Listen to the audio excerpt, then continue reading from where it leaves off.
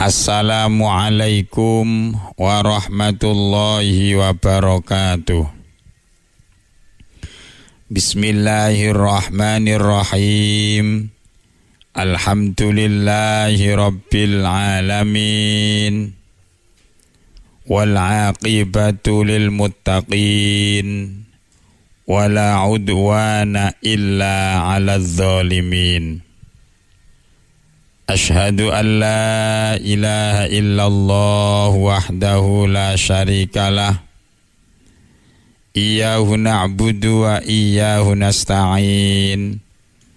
Wa ashhadu anna sayyidana wa nabiyyana Muhammadan abduhu wa rasuluhu as-sadiqul wa'dil amin. Allahumma fasalli wa sallim wa barik ala habibina al-mukhtar wa alihil adhar wa ashabihil akhyar adada ni'amillahi wa ifdali.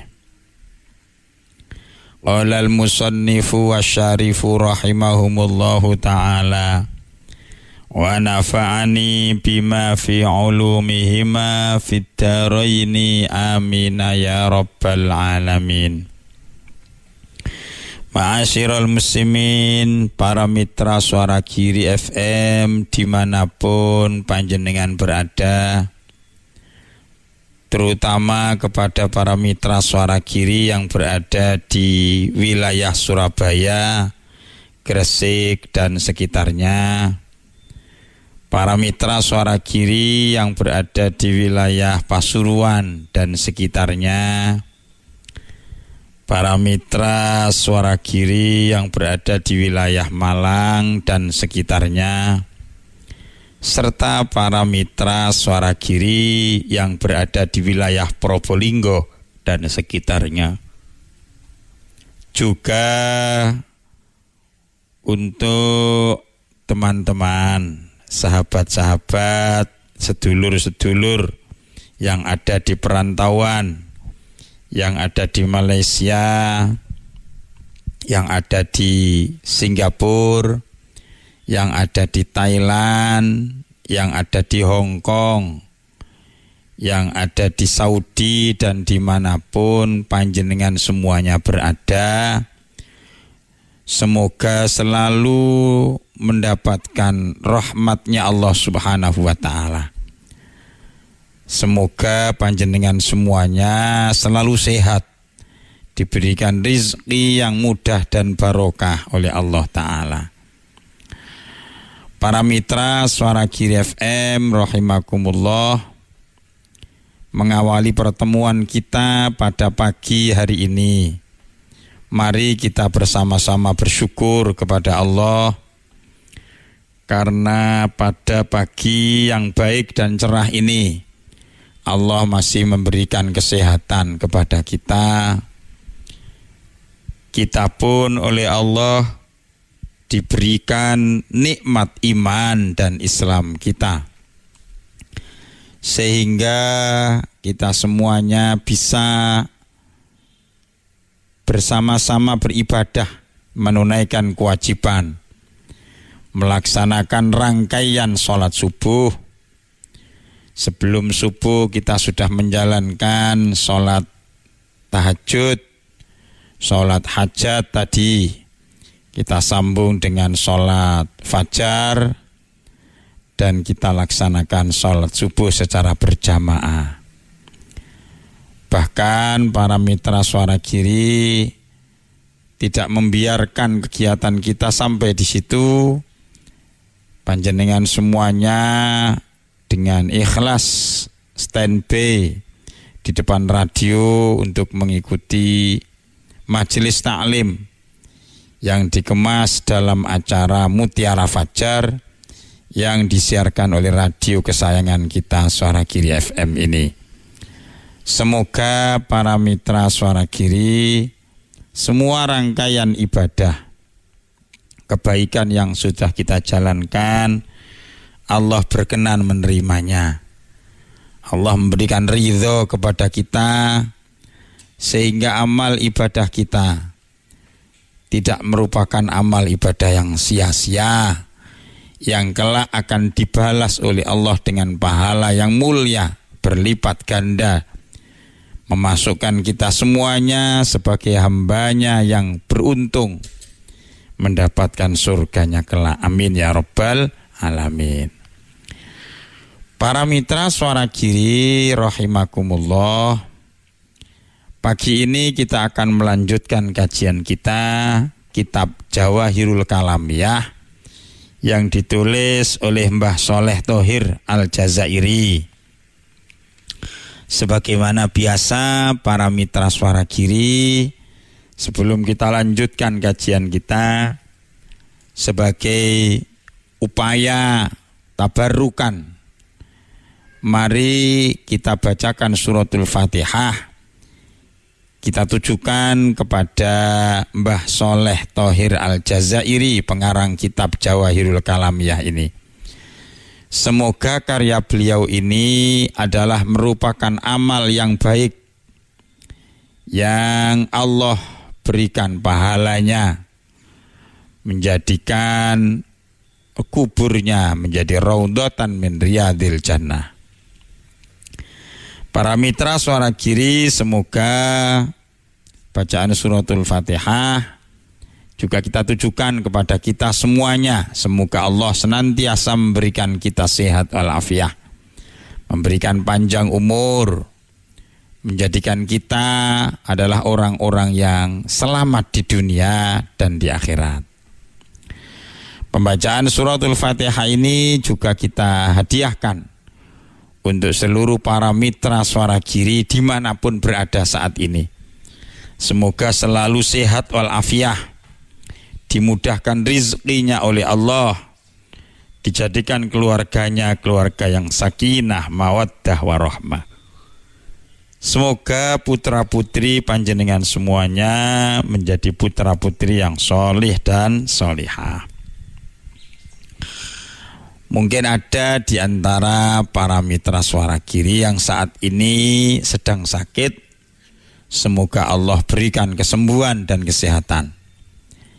Yang lagi susah, mudah-mudahan Allah memberikan kebahagiaan, memberikan keindahan-keindahan dalam hidupnya, sehingga mengarungi kehidupan dalam keadaan enjoy dan senang, yang menyebabkan hidupnya berkualitas, menjaga ibadah, memberikan kasih sayang kepada orang-orang yang tercinta, dan semuanya itu adalah kewajiban kita semuanya kepada orang-orang di sekitar kita. Semoga kita senantiasa bisa bermanfaat untuk orang lain, karena terbaiknya orang itu adalah orang-orang yang paling bermanfaat kepada orang-orang di sekelilingnya. Ila hadratin Nabiyil Mustafa Muhammadin sallallahu alaihi wasallam wa ala alihi wa azwajihi wa dzurriyyatihi wa ahli baitihi ajma'in wa khassah ila hadhihi niyyah wa ala kulli niyatin salihah wa ala ma nawaina fi hadzal makani wal majlis syai'un lillahi lana wa lahumul Fatihah. A'udzu billahi minasy syaithanir rajim. Bismillahirrahmanirrahim. Alhamdulillahi rabbil alamin. Ar-Rahmanir-Rahim, Maliki yaumiddin. Iyyaka na'budu wa iyyaka nasta'in. Ihdinas shiratal mustaqim. Shiratal ladzina an'amta 'alaihim ghairil maghdubi alaihim waladdallin. Rabbighfirli wa liwalidayya wa lil mu'minina amin. Masih Anda simak Mutiara Fajar di Suara Giri FM. Baiklah para mitra Suara Giri, kita lanjutkan. Bahasan yang akan kita bicarakan ini adalah merupakan kelanjutan dari bahasan sebelumnya, yang pada pertemuan minggu yang lalu kita membahas tentang ijtihad dan mujtahid. Ijtihad itu adalah upaya untuk mengeluarkan hukum dari Al-Quran dan As-Sunnah, yang di dalam Al-Quran dan As-Sunnah itu merupakan teks yang universal. Jadi tidak adanya dalil secara qat'i, tapi ada dalil yang secara dhonni. Mengingat persoalan-persoalan hidup itu selalu berkembang, dinamis, sehingga akan memberikan implikasi dan dampak hukum yang tentu saja tidak semuanya secara tertera dengan jelas di dalam Al-Quran. Maka saat itulah diperlukan ijtihad, sebuah ikhtiar, upaya untuk mengeluarkan hukum dari Al-Quran maupun As-Sunnah. Kenapa disebut ijtihad? Karena mengeluarkan hukum itu bukan upaya yang sederhana, tetapi merupakan sebuah perjuangan berat. Makanya disebut dengan ijtihad, yang serumpun dengan kata jihadun, yang artinya adalah berjuang, mengeluarkan energi yang besar untuk bisa menetapkan sebuah hukum yang bersumber dari Al-Quran dan As-Sunnah. Mengapa disebut sebagai upaya besar atau ikhtiar yang perjuangan yang besar?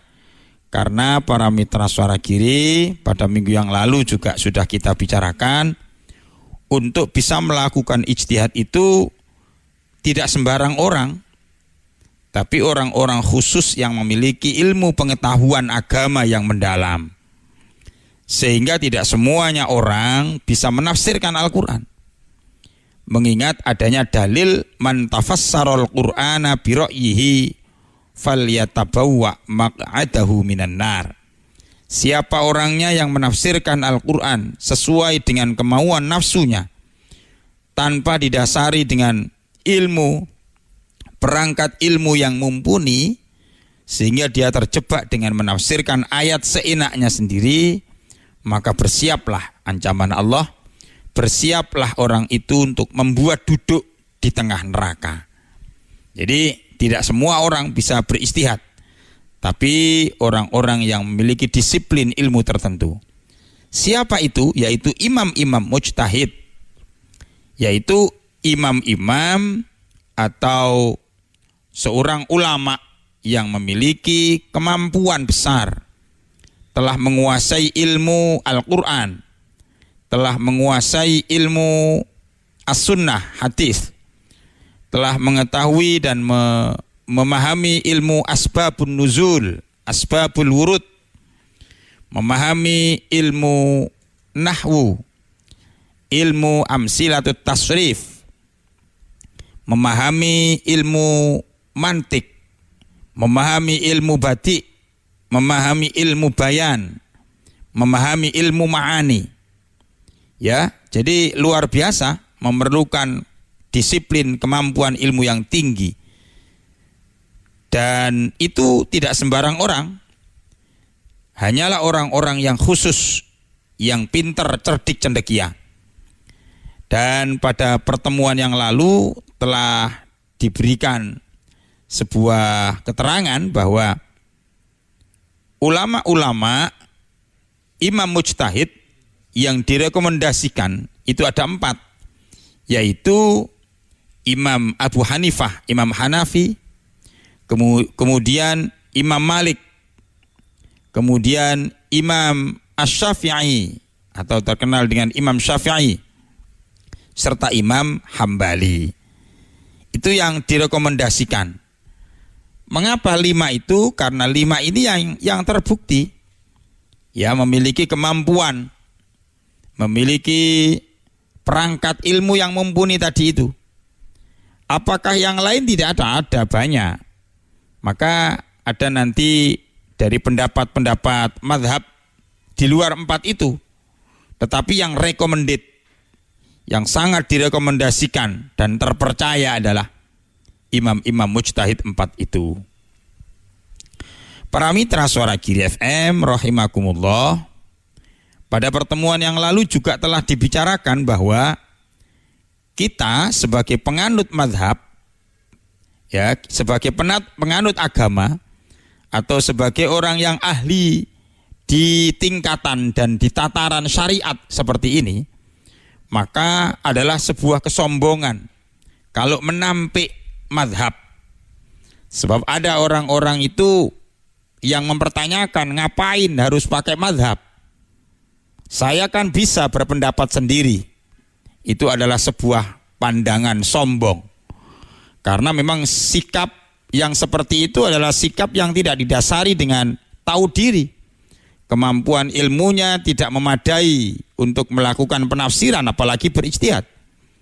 Maka kita boleh melakukan itba, melakukan taklid, ya, mengikuti kepada pendapat 4 mazhab tadi itu. Jadi tidak berarti tidak penting mazhab itu. Penting untuk kita yang tidak memiliki kemampuan itu. Yang pada saat minggu yang lalu juga dijelaskan, diibaratkan para mitra Suara Giri, karena ada orang itu yang memandang bahwa Quran, hadis itu untuk umat. Taraktu fikum amroini, saya tinggalkan kepada kamu 2 perkara, yaitu Al-Quran dan As-Sunnah, yang apabila engkau memegang teguh keduanya, niscaya engkau tidak akan tersesat untuk selama-lamanya. Hadis ini memang ditujukan kepada pada umumnya kaum muslimin, ya kita semuanya. Tetapi dalil itu, hadis itu tidak berarti kemudian kita atau setiap orang itu memiliki kebebasan untuk mencerna, kebebasan untuk menafsirkan ayat. Jadi jangan-jangan kemudian ada orang yang, saya ini pewarisnya Al-Quran, ngapain saya tidak boleh menafsirkan Al-Quran? Boleh. Makanya kalau kita melakukan penafsiran itu ya harus didasarkan kepada mampu ndak kita, memiliki ndak kemampuan, memiliki ndak perangkat ilmunya itu.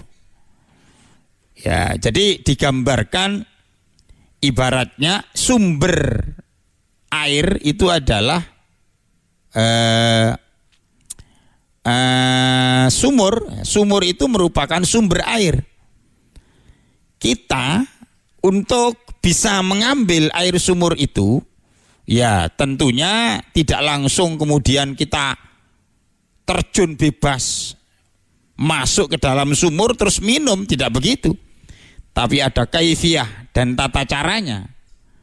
Kita memerlukan timba, kita memerlukan tampar, kita memerlukan itu kereannya itu untuk mengambil, ya, timbanya untuk kita masukkan ke dalam sumur tadi itu untuk mengambil, terus kemudian ditarik naik ke atas.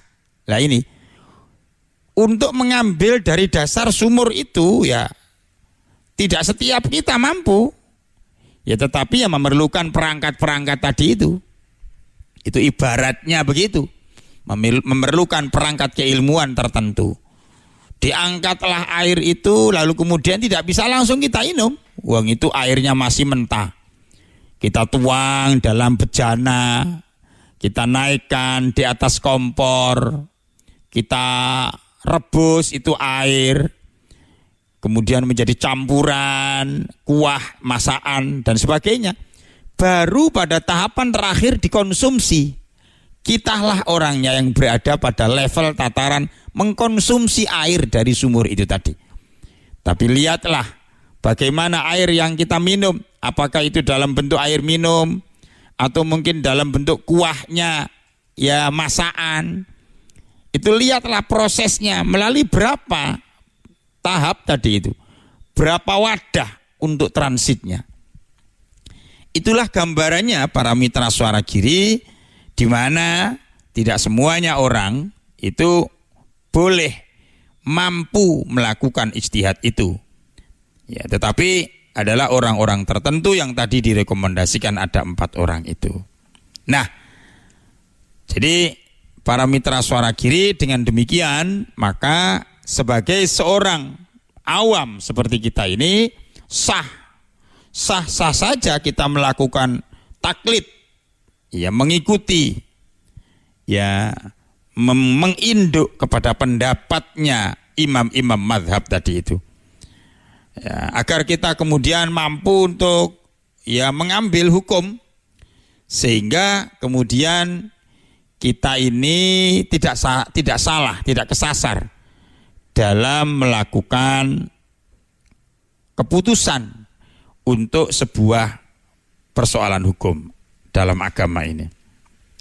Nah, sekarang kita lanjutkan dengan kalimat pertanyaan berikutnya. Bismillahirrahmanirrahim. Limakhtalafa al-mujtahiduna fi ba'dil masaili. Limakhtalafa, lima krono apa ikhtalafa berselisih, apa al-mujtahidu imam mujtahid, al-mujtahiduna piro-piro imam mujtahid, fi ba'dil masaili ing dalem sebagian piro-piro masalah. Karena apa para mujtahid itu berselisih pendapat dalam beberapa masalah? Jadi para mitra Suara Giri, kalau tadi direkomendasikan ada 4 madhab, ada imam 4 mujtahid, ada 4 imam mujtahid yang direkomendasikan untuk bisa kita ikuti. Ketahuilah bahwa para mitra Suara Giri, 4 madhab itu seringkali berbeda pendapat. Bukan seringkali, memang banyak perbedaan pendapat terhadap persoalan hukum. Memang berbeda. Loh, kok bisa berbeda itu bagaimana Pak? Lah iya, karena memang mereka itu memiliki analisa sendiri dengan bantuan perangkat ilmu-ilmu tadi itu. Sehingga mereka memiliki kesimpulan yang berbeda dan itu sah. Maka akan menimbulkan cara pandang yang berbeda dan itu diperbolehkan. Nanti dibicarakan di belakang.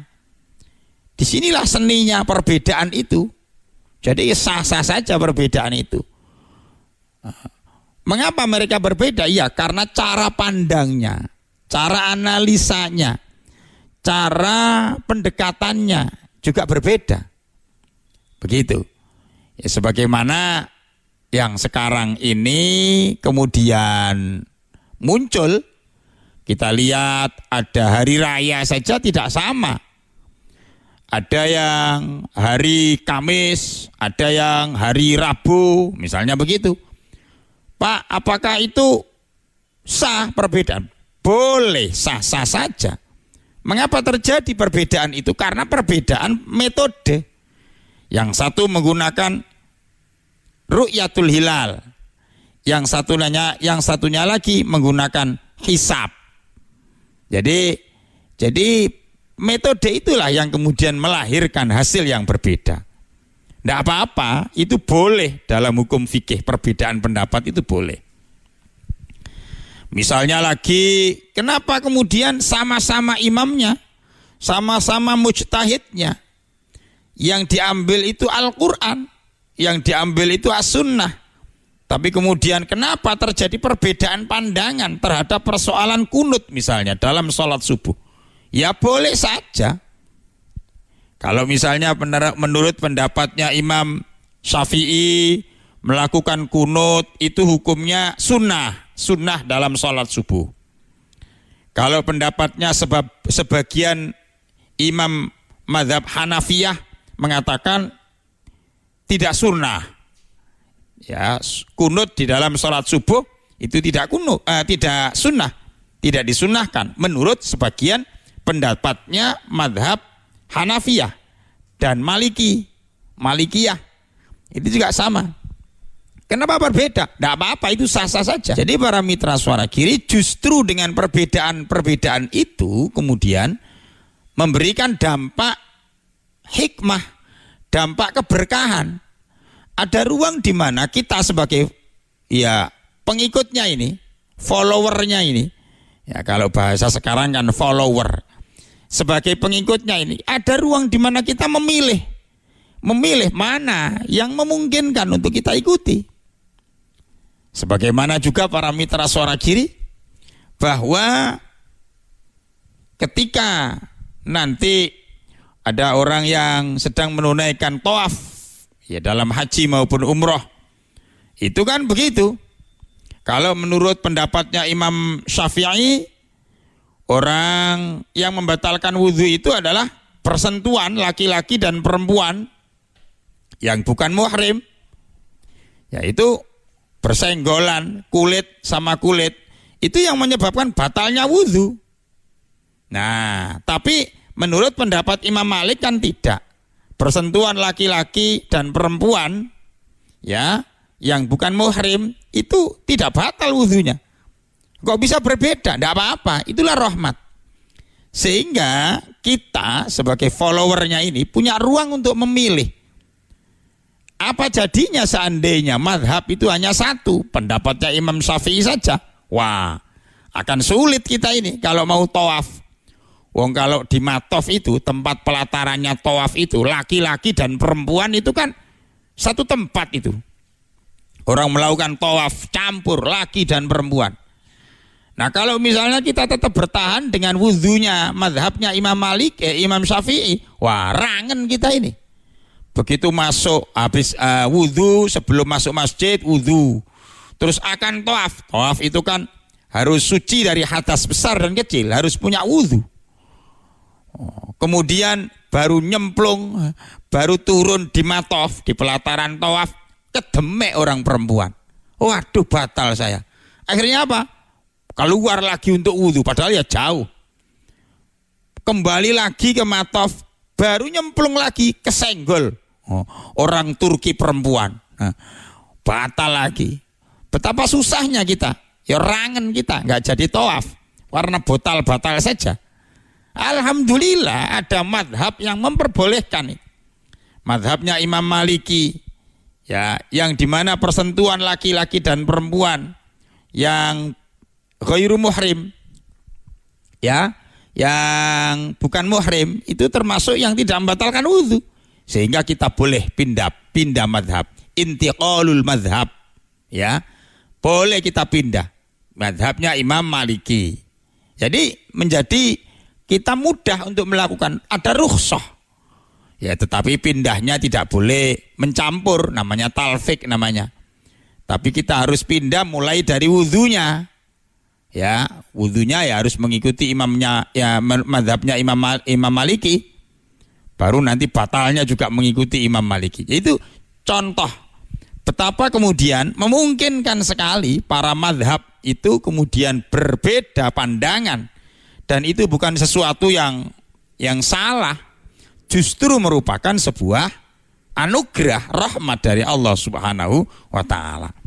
Makanya para mitra suara Giri FM rahimakumullah, kita ini beragama jangan gampang-gampang saling menyalahkan. Sedikit-sedikit orang mengatakan, mengklaim orang lain itu kafir. Jangan.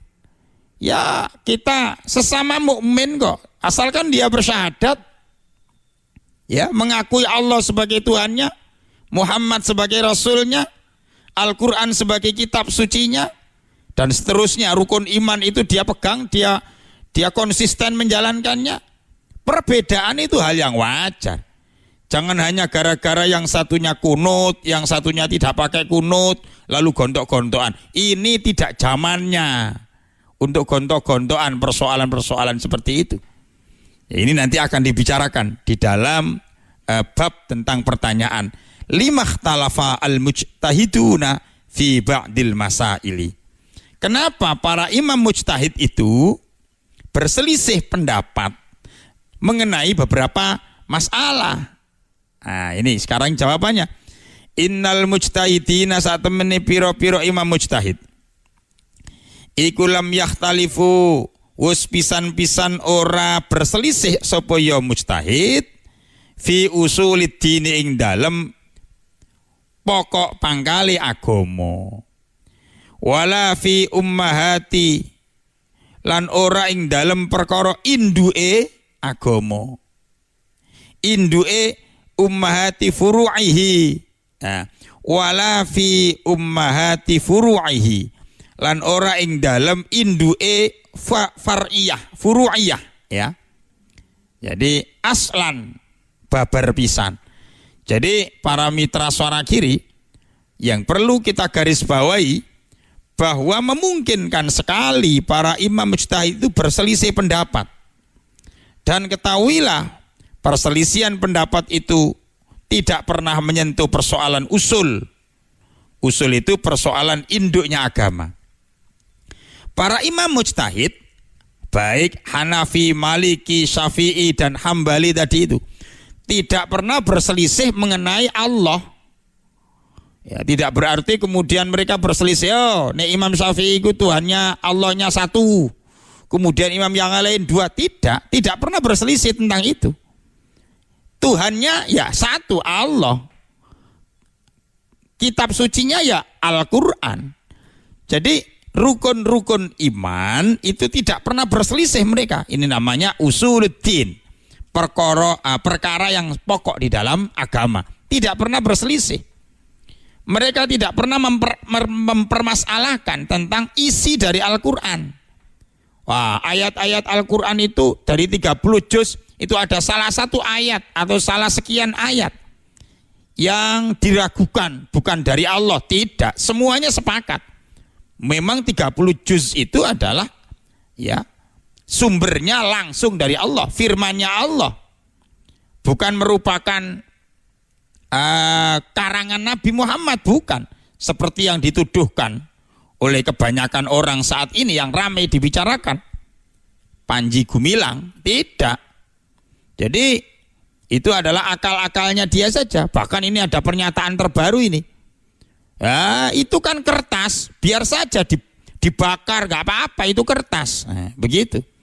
Mau diinjak-injak, mau dipakai lap sepatu ya nggak apa-apa. Lah itu konyol itu. Itu konyol. Jadi sebuah pandangan yang sangat sekuler bahwa kalamullah ya itu adalah semua ucapan Allah. Apakah itu ya kalamullah yang asli itu di Lauh Mahfudz sana. Tetapi tidak berarti mushaf Al-Quran yang ada di hadapan kita itu kemudian menjadi bisa dicampakkan, bisa diremehkan, bisa diinjak-injak. Tidak bisa. Itu namanya pelecehan.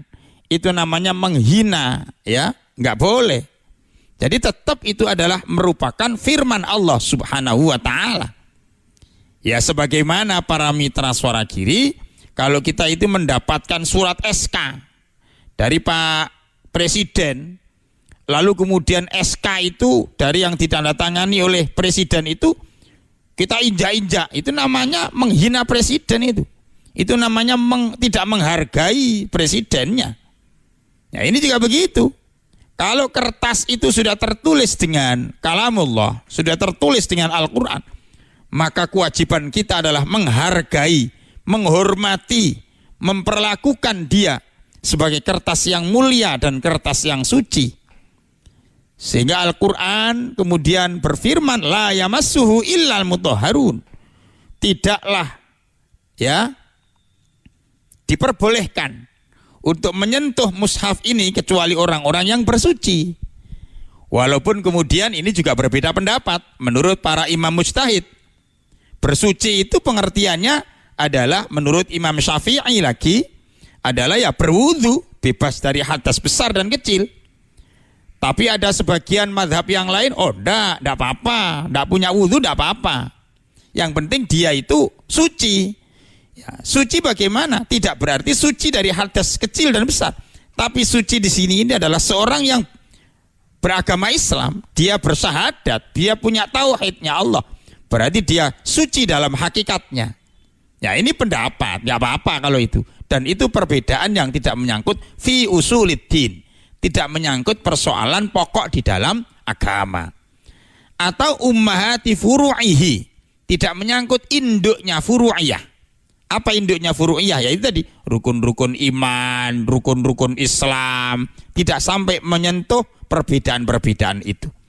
Terhadap rukun iman, terhadap rukun Islam, para imam-imam mujtahid itu semuanya sudah sepakat bulat. Tidak ada yang berselisih. Kalau terjadi perselisihan, itu adalah menyangkut hal-hal yang bersifat furu'iyah, menyangkut masalah yang bersifat tidak pokok dalam beragama, dalam pokok agama. Dilanjutkan. Wala fi ummahati furu'ihi lan ora ing dalem induke perkara-perkara furu'iyah aslan babar pisan. Li thubutiha krana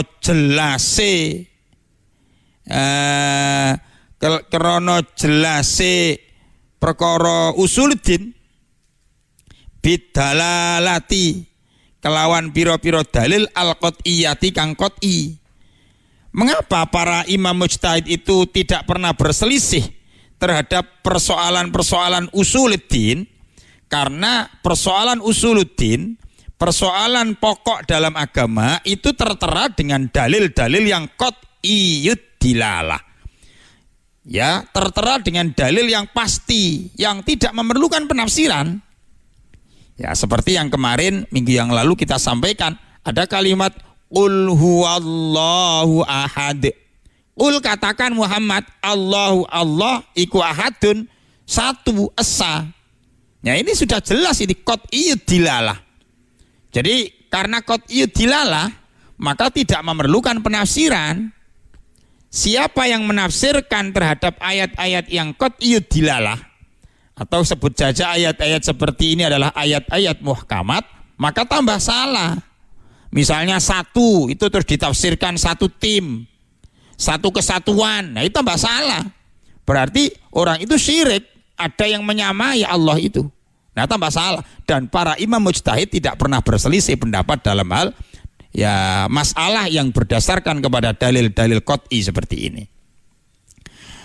Wa inna makhtalafu lan angin pestine berselisih sapa ya ulama mujtahid fi ba'dil masaili ing dalem sebagian piro-piro masalah al far'iyati kang bangsa far'iyah li adami naksin krana ora anane nas qat'iyyin kang jelas fiha ing dalem masailil far'iyah. Jadi para mitra Suara Giri rahimakumullah, jadi kalau terjadi persoalan perbedaan pendapat itu adalah masalah-masalah furu'iyah. Mengapa kok terjadi perbedaan pendapat? Karena masalah furu'iyah itu adalah semuanya berdasarkan kepada nas yang dhanniyud dilalah. Ya. Jadi sehingga kemudian memberikan dampak pada adanya cara pandang yang berbeda. Tapi sekali lagi itu adalah innamakhtalafu fi ba'dil masailil far'iyah. Hanya menyangkut masalah-masalah yang furu'iyah saja, tidak masalah-masalah yang usul, ya, tidak menyangkut masalah-masalah yang merupakan induk dari persoalan agama tadi itu. Sudah, kita lanjutkan. Idzil juz'iyatu krono rincian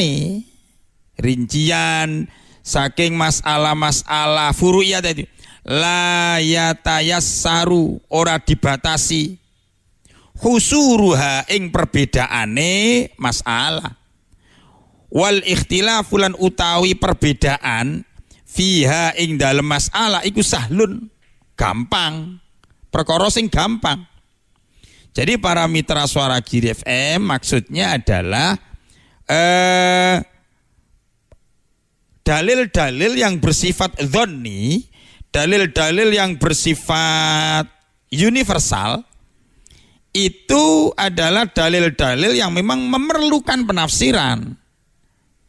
Nah, penafsiran antara mujtahid yang satu dengan mujtahid yang lain itu tidak ada koridornya. Mereka tidak dibatasi. Para mujtahid itu tidak harus dibatasi dengan alur berpikir mereka. Sehingga disinilah kemudian memungkinkan akan terjadi perbedaan-perbedaan pandangan itu. Dan sekali lagi itu adalah persoalan yang wajar. Ya, persoalan-persoalan yang tidak aneh gitu loh, dan sah adanya. Jadi tidak perlu diperdebatkan. Ada orang yang tarawehnya 21, 23. Ada yang tarawehnya 20 rakaat. Ditambah witir 3 rakaat. Ada yang tarawehnya hanya 8. Ya tidak apa-apa. Itu sah-sah saja. Tidak usah diperdebatkan. Klasik kalau berdebat tentang taraweh 8 dan taraweh 20 itu klasik. Itu perbedaan pendapat sejak zaman dulu dan tidak perlu harus dipaksakan sama. Ya, Pak, mana yang benar kalau demikian? Semua dua-duanya benar. Yang tidak benar itu yang tidak taraweh gitu aja. Sebagaimana kunut dengan tidak kunut itu yang benar mana? Dua-duanya benar. Yang tidak benar itu yang tidak salat subuh. Gitu saja daripada repot-repot.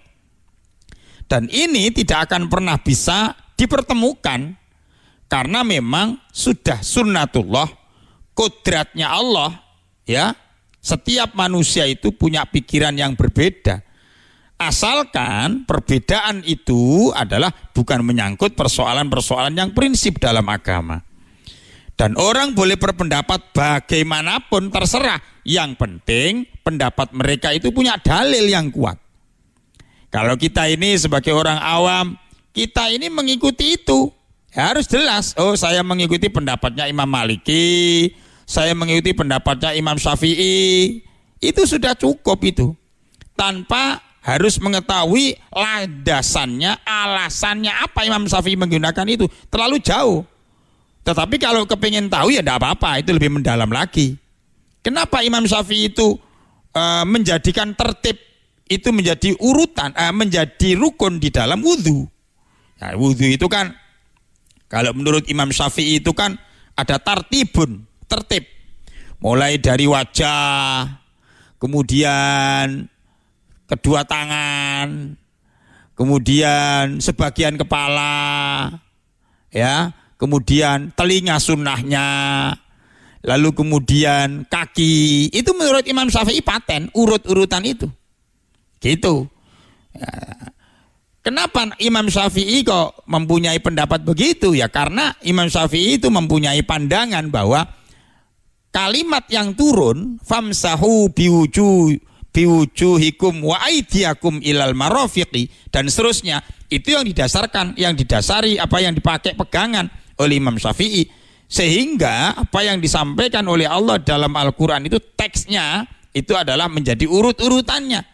Itu pendapatnya Imam Syafi'i, sah, nggak apa-apa. Tapi tidak dengan pendapatnya Imam Maliki. Ya, misalnya Imam Ibnu Hambal, ya misalnya berpendapat tidak begitu, nggak apa-apa. Orang itu berwudu tidak urut, nggak apa-apa. Misalnya kita selurup itu apa? Nah, masuk ke dalam air dengan niat berwudu, barang berjudul sudah punya wudu dia, nggak apa-apa. Itu pendapatnya imam ya yang lain selain Imam Syafi'i. Boleh-boleh saja. Kita kepingin tahu apa dalilnya, apa alasannya mereka itu punya pendapat begitu. Mau mendalami, monggo. Kalau seandainya tidak pun tidak apa-apa. Taklid ya, mengikuti pendapatnya imam madhab itu boleh, tidak apa-apa. Asalkan yang kita ikuti adalah orang-orang yang terpercaya. Jangan orang-orang yang tidak, ya maaf, tidak punya prinsip, tidak punya ilmunya. Lalu kita menginduk kepada mereka. Nah ini yang tidak boleh. Tapi kalau kita mengikuti pendapat madhab yang sudah jelas-jelas terpercaya ilmunya, boleh, sah-sah saja itu. Ada.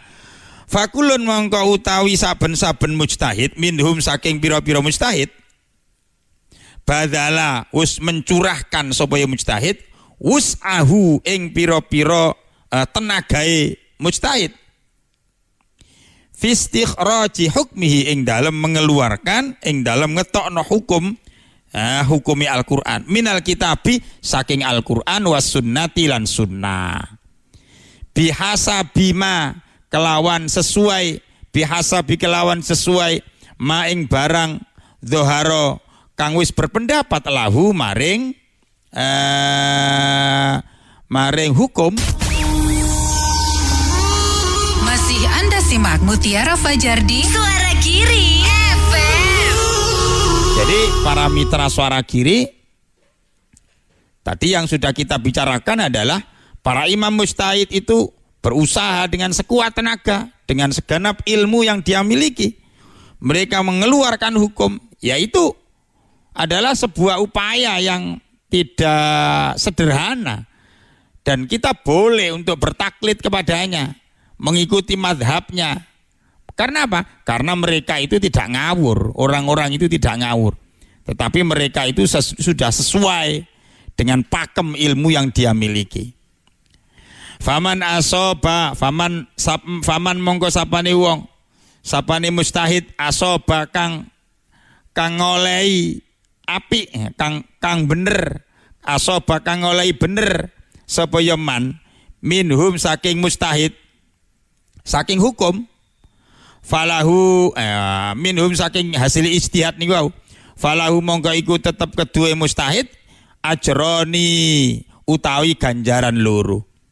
Waman lan sapane wong akhto'a kang salah, ya kang keliru, minhum saking pendapat mujtahid ing dalem ijtihad tadi itu, falahu mongko iku tetep kedue mujtahid ajrun utawi ya ganjaran siji, lisaihi krana usahae mujtahid, fi idharis shawabi ing dalem ngetokno ing dalem nampakno kebenarane hukum, biqadri wus'ihi kelawan sekirane kemampuane mujtahid. Jadi para mitra Suara Giri FM rahimakumullah, para imam mujtahid itu sudah berusaha sesuai dengan disiplin ilmunya. Ya, karena sebagai manusia ya tentu saja namanya ijtihad itu usaha kok. Kadang-kadang benar, kadang-kadang salah. Lupa, katanya sudah punya ilmu yang banyak, punya disiplin ilmu yang rangkep, disiplin ilmunya luar biasa. Kok saya salah? Namanya manusia ya mesti ada salahnya toh. Seandainya salah ya gak apa-apa, dia mendapatkan pahala 1. Waman akhto'a minhum falahu ajrun lisaihi. Siapa yang pendapatnya salah dari para mujtahid itu, maka dia mendapatkan pahala 1. Tidak sia-sia. Kenapa? Lisaihi, karena usahanya fi idharis shawabi, di dalam rangka mengeluarkan atau menampakkan kebenaran ayat. Kok saya salah? Ya berarti dia tetap dihargai oleh Allah, mendapatkan kebenaran 1. Tapi barang siapa yang benar, faman asoba minhum falahu ajroni. Siapa yang benar, misalnya dari pendapat madhab tadi itu ijtihadnya benar, maka dia mendapatkan pahala 2. Jadi para mitra Suara Giri itu saja enteng. Sehingga dalam hal ini maka tidak ada yang fatal. Hasil ijtihadnya para ulama itu salah pun ya tetap mendapatkan reward dari Allah, tetap mendapatkan pahala kok dari Allah, walaupun 1. Nah, kalau dia benar ya mendapatkan pahala 2. Lah, kita para mitra Suara Giri FM rahimakumullah tidak berhak untuk mengadili siapa yang salah, siapa yang benar. Seperti tadi itu, kemudian ada yang mengadili hari raya double, satunya hari Rabu, satunya hari Kamis. Lalu ada orang yang mengadili begini, sing Kamis itu salah, sing bener bu. Atau sebaliknya, sing bener itu misalnya Rabu, ya yang benar itu Kamis misalnya, Rabunya salah. Nah, itu namanya mengadili. Wong kita ini sama-sama manusia kok mengadili. Siapa yang berhak mengadili dan mengklaim, yang berhak mentasheh kebenaran dari sebuah ijtihadnya ulama? Ya Allah yang berhak untuk menghakimi itu. Wallahu a'lam, itu Allah yang berhak menghakimi. Kita sebagai ya sesama manusia jangan menghakimi. Kok nggak pakai kunut? Salah kamu yang tidak pakai kunut. Ya, masih manusia kok menghakimi. Kamu kok pakai kunut? Pakai kunut itu salah. Nah, itu namanya sombong itu. Yang berhak untuk mengklaim, menghakimi itu Allah. Biarkan Allah yang akan memberikan keputusan. Nah kita ya, sebagai pengikutnya ya yakin saja bahwa Imam Syafi'i itu adalah ilmunya hebat. Imam Maliki itu ilmunya luar biasa. Imam Hanafi itu orang yang sangat mumpuni. Imam Hambali itu adalah orang yang sangat kompeten. Ya kita mengikuti saja. Perkara kemudian nanti benar atau salah itu biarlah Allah yang akan memberikan hukumannya. Toh salah pun ya juga tidak berdosa. Masih ada garansi pahala 1 tadi itu. Kalau benar mendapatkan pahala 2. Nah, ini hal yang tidak perlu kita ributkan. Jadi para mitra Suara Giri tidak masanya lagi kita gontok-gontokan karena perbedaan aliran. Tidak masanya itu. Enggak dewasa itu. Orang yang menyalahkan, orang yang saling mengkafirkan itu enggak dewasa. Ya, seperti syairnya Gus Dur itu. Gampang ngafirke kafire dewe dak dikateke yen isih kotor ati akale. Ya itu benar itu kalimatnya itu. Jadi gampang ngafir nih orang lain sementara kafirnya sendiri tidak diperhatikan. Jadi jangan kita menyalahkan orang lain. Asalkan orang lain itu sudah punya dasar cantolannya kuat, mazhab siapa ya biar saja mereka mengikuti itu. Dan masih saudara kita. Jadi kita harus dewasa, tidak gampang menyalahkan orang lain, apalagi sampai kemudian bolo-bolo. Kon gak kunut gak boloku, kon kunut boloku, itu tidak masanya. Itu zaman dulu, itu jadul itu. Beragama, sikap beragama yang tidak elegan. Mari kita menghargai pendapat orang lain ya. Karena memang semua madhab ya sudah dijamin oleh Allah, diberikan garansi. Kalau benar dia diberikan pahala 1, pahala 2. Kalau salah dia diberikan pahala 1. Itu sebuah garansi tentang kebenarannya. Kita ini nggak perlu berdebat tentang itu, karena hal-hal furu'iyah ini tidak akan pernah selesai. Selamanya masih akan muncul itu selama-lamanya. Begitu para mitra Suara Giri. Kita lanjutkan lagi waqtilaful a'immatilan utawi perbedaane pira-pira umat, pendapate umat iku rahmatun rahmat. Nah, ini tadi sudah kita singgung dari tadi bahwa justru perbedaan itu membawa rahmat, bukan membawa laknat. Kita akhirnya ada ruang memilih yang kita mampu untuk menjalankannya. Apa jadinya jika kemudian hanya pendapatnya cuma 1 dan itu saja? Kita tidak akan pernah bisa memilih. Makanya para mitra Suara Giri ada ayat mutasyabbihat, di mana ayat itu akan bisa menjangkau karena universalnya. Yang kita kemudian menafsirkan ayat itu untuk memahaminya. Itu diharapkan hikmahnya bahwa agama ini akan berhadapan dengan semua kurun dan generasi. Sehingga Al-Quran itu bisa menjangkau semua zaman, semua umat, ya, semua kurun, semua peradaban. Cukup 30 juz yang diturunkan oleh Allah kepada Rasulullah Muhammad SAW sampai nanti akan berhadapan dengan kita saat ini 15 abad. Atau mungkin nanti akan ke depan akan selalu aktual Al-Quran itu. Mengapa? Karena ada ayat-ayat yang mutasyabihat. Namun juga demikian Al-Quran itu tidaklah menjadikan kita sebagai penganutnya lupa diri, sok menjadi orang yang up to date lalu kemudian kehilangan prinsip. Tidak.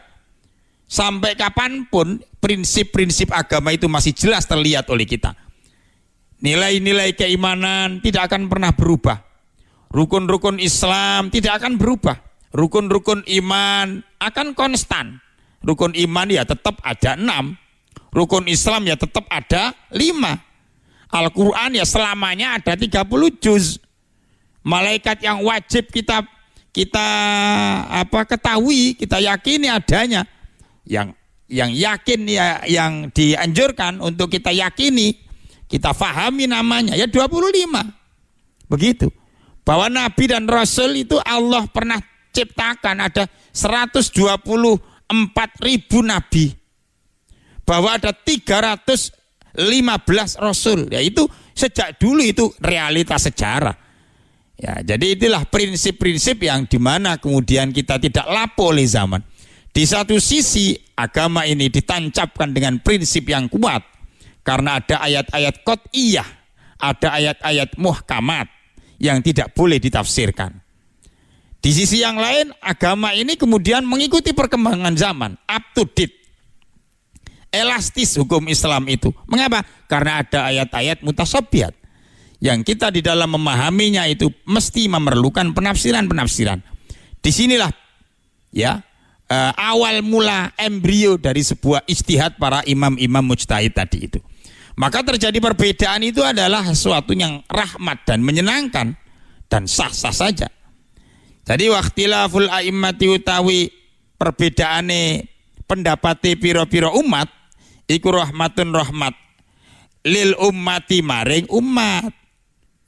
Li'annahu krono sak temene kelakuan ikhtilafun perbedaan itu fi umurin ing dalam perkara-perkara far'iyatin kang bangsa far'iyah. Jadi karena perbedaan itu tidak menyangkut persoalan prinsip kok, tapi persoalan-persoalan ya furu'iyah, sempalan yang tidak prinsip dalam agama. Begitu. Wal ikhtilafu lan utawi perbedaan-perbedaan fiha ing dalam pendapat para mazhab iku yujabu oleh menghasilkan, menyebabkan ya, yujabu menyebabkan ya, yujabu menyebabkan, apa bahasa Jawanya, yujabu nyebabaken al yusra ing kegampangan ala nasi ing atase menungso wa adami wuqu'ihim lan ora anane tumibane perbedaan fil haraji ing dalam kesulitan, fil ba'si ing dalam ya ing dalam ing dalam kesempitan.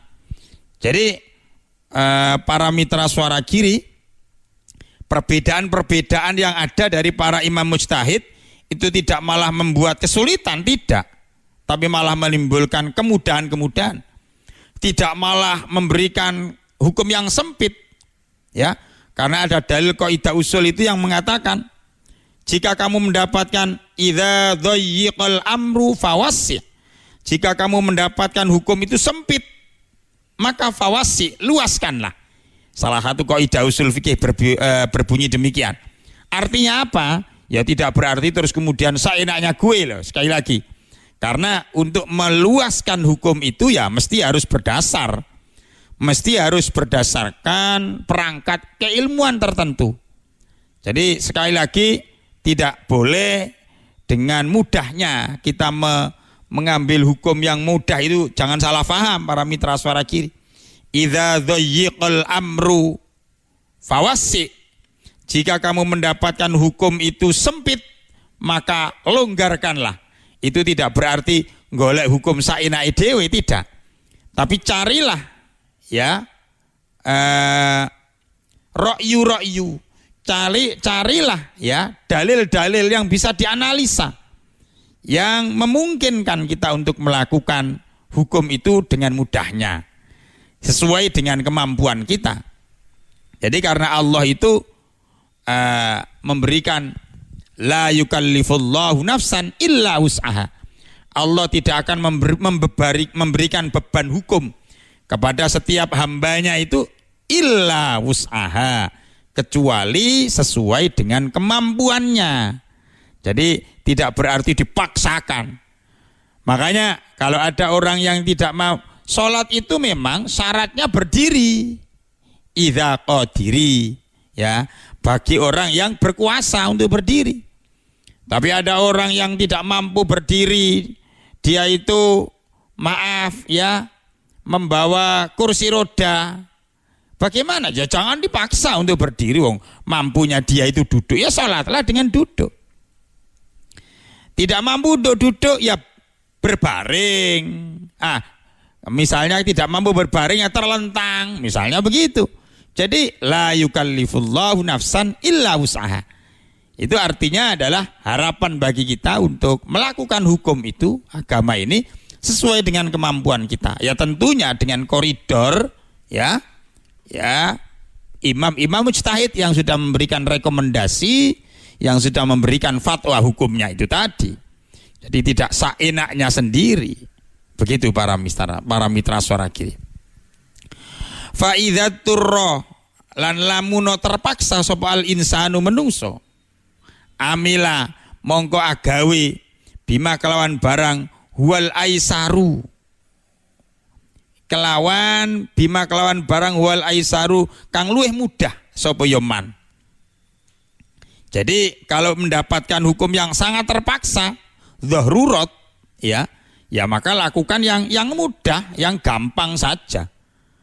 Makanya kalau ada orang yang kesulitan sholat di atas pesawat, di dalam pesawat itu, kan sulit itu. Kalau misalnya terbang dari Juanda ke Jeddah 9,5 jam, ya, ada dua cara sholat yang bisa kita lakukan. Bisa melalui sholat dengan duduk, tayamum, dan seterusnya. Maka itu sholat yang sah. Wong bisanya seperti itu kok. Tapi kalau ada orang yang lebih berat lagi misalnya, ada orang itu yang tidak bisa menjaga najisnya, bagaimana bisa menahan kencing ya selama 9,5 jam, sedangkan pipis di kendaraan atau di pas pesawat itu kan ya seperti itu ya, tidak seperti di rumah kita bisa seenaknya biar bior airnya. Tapi di kendaraan atau di pesawat itu ruangan toiletnya kecil dan sempit, sehingga ya kalau mau pipis di situ ya bisa dikatakan 90% ya korat-karit najis misalnya. Nah, misalnya begitu, bagaimana caranya? Ya ada alternatif lain, sholat li hurmatil wakti. Tapi nanti setelah dia nyampe di tempat tujuannya, dia harus melakukan i'adah, mengulang kembali sholat yang dia tinggalkan tadi itu yang dilakukan secara i'adah. Jadi inilah adalah alternatif-alternatif yang memungkinkan seseorang itu dengan mudah melaksanakan ibadah kepada Allah. Jadi tidak berarti orang yang pergi haji, pergi umroh, lalu kemudian dia naik pesawat 9,5 jam terus gak sholat. Tidak. Ini kan darurat, maka gak apa-apa meninggalkan sholat. Tidak ada hukum yang memperbolehkan untuk meninggalkan sholat, itu tidak ada. Karena sholat itu mutlak harus dilakukan. Terserah, sesuai dengan kemampuan kita. Begitu. Makanya tidak boleh sepanjang nafas masih dikandung badan, sepanjang kita ini masih diberikan kesadaran, akal kita masih jangkep, kesadaran kita masih utuh, maka sepanjang itu tidak diperkenankan meninggalkan sholat. Jadi yang diperbolehkan untuk mengqadha sholat itu hanyalah 2 orang saja. Siapa itu? Yang pertama adalah orang yang tertidur betulan itu, bukan tidur disengaja. Misalnya tidurnya mulai jam 10 atau jam 8:30 mulai tidur karena saking karipannya, atau jam 7 tidurnya itu, bangun jam 5 sore, nah, dia meninggalkan sholat zuhur. Nah ini boleh, diqadha sholatnya boleh. Ya, tapi betul-betul dia tidak pernah terjaga selama antara jam 7 sampai dengan jam 5 tidak pernah terjaga. Kalau dia sempat bangun, sempat pipis ya, dan itu sudah masuk waktunya zuhur, terus dia tidur lagi, ya itu berarti disengaja. Atau yang kedua adalah orang yang lupa betulan, lupa. Tidak karena melupakan diri lah, itu boleh dengan cara nanti mengqadha puasanya, mengqadha sholatnya. Selain 2 orang itu ya mutlak. Tapi sekali lagi para mitra suara kiri yang betul-betul lupa, tidak melupakan. Kemudian yang betul-betul tertidur, tidak karena tidur yang digawe-gawe, yang disengaja. Dan dalam durasi waktu yang sangat panjang sehingga dia sampai melintas satu waktu sholat untuk dia tinggalkan. Pak, bagaimana kalau ada orang itu yang jarak gimana misalnya? Dia mulai tidur itu jam 11 Pak. Padahal zuhur itu sekarang jam 11 lebih 40 menit, katakan begitu, lebih 40 menit. Jam 11 dia mulai tidur, nah ini jarak namanya. Wong subuh kurang sebentar saja kok dipakai tidur, ya harus ditahan. Ya, akan dimaklumi tidur kita itu dan sampai meninggalkan sholat tadi itu yang apabila kita melaksanakan memulai tidur tadi ya panjang, jam 7, jam 8, itu kan waktunya zuhur kan masih panjang itu. Baru bangun-bangun jam 5 lah itu yang dimaklumi. Sehingga ini yang termasuk darurat. Nah, darurat itu. Begitu para mitra Suara Giri FM rahimakumullah. Wa illa lan lamun ora, maksudnya tidak terpaksa, fayak malu mongko agawe sapa ya wong bima huwa al ahwatu, bima kelawan barang huwa al ahwatu, ya kelawan hati-hati wong, wal ukhra lan luwe wal ahra lan luwe luwe selektif, wal adharu lan luwe jelas. Jadi para mitra Suara Giri jika tidak dalam keadaan terpaksa, maka kita mesti harus menjaga kehati-hatian di dalam menjaga hukum. Kita harus lebih selektif. Kita harus memilih hukum-hukum yang lebih jelas. Demikian para mitra Suara Giri, mudah-mudahan Allah memberikan kemudahan kepada kita untuk bisa melaksanakan hukum itu sesuai dengan pakem ya ilmu fikih yang dianjurkan dan diajarkan oleh para imam-imam mujtahid tadi itu. Wallahu a'lamu bissawab. Al-Fatihah. A'udzu billahi minasyaitonir rajim. Bismillahirrahmanirrahim. Alhamdulillahi rabbil alamin. Arrahmanir rahim maliki yaumiddin. Iyyaka na'budu wa iyyaka nasta'in. Ihdinas siratal mustaqim. Siratal ladzina an'amta 'alaihim ghairil maghdubi 'alaihim waladdallin. Amin ya rabbal alamin. Bismillahirrahmanirrahim. Allahumma shalli ala sayyidina Muhammad wa sallim wa radhiyallahu ta'ala an kulli sahabati Rasulillah ajma'in. Alhamdulillahi rabbil alamin. Allahumma ighfir lana dhunubana wa qina adzabannar. Allahumma iftah qulubana futuhal arifin. Wa nawwir qulubana bihidayatil yaqin. Rabbana zidna ilman nafi'a warzuqna fahman wasi'a. Rabbana tammim bil khair innaka ala kulli syai'in qadir. Allahumma anfa'na bima 'allamtana wa 'allimna ma yanfa'una warzuqna uluman tanfa'una fid dini wad dunya wal akhirah.